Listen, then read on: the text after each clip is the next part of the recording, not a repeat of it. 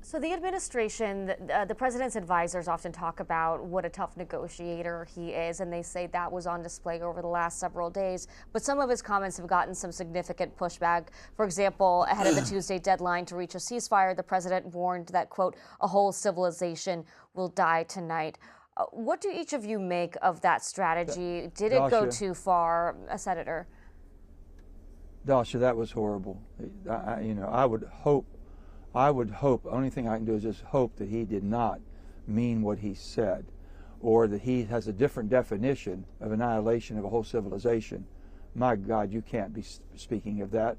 And here's one of the greatest powers in the Western world, the whole country, the world has ever known, the United States of America.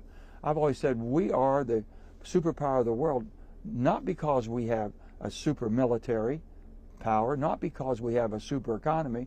We also had super compassion for people around the world that desired the same freedoms and liberty that we have. That's what we always have been there to help and make sure that we were always protecting of those people and it was always there for them. Right now they're not depending on us. That's the thing that scares me more than anything.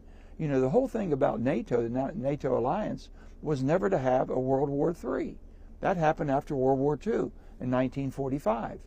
And if you don't have all of the people who have like-minded, basically they enjoy the freedoms and the liberties that come with this and the pursuit of happiness, we all have that same desire. You got 4 countries that you can never, ever, ever count on that don't have those desires. That's Russia, that's China, North Korea, and Iran.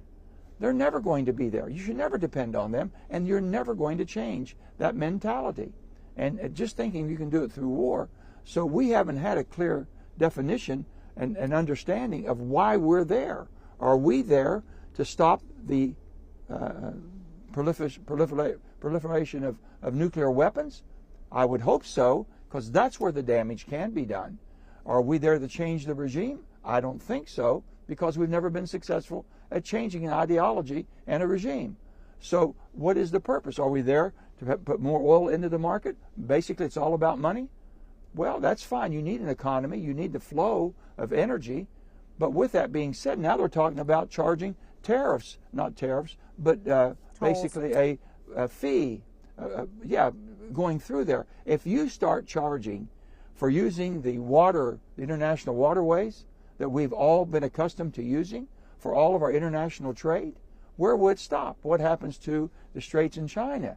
The South China Sea. What happens to all of this if people start saying, well, that's my water, you're going to have to pay me to come through there? It's like a toll booth. Everybody's going to have a toll booth. You can't have that. You can't accept that. But now why won't the other NATO allies? Well, you can't treat them as if they're enemies or not your ally, they're the adversaries. Then all of a sudden you say, now we want you to work with us. Well, Democrats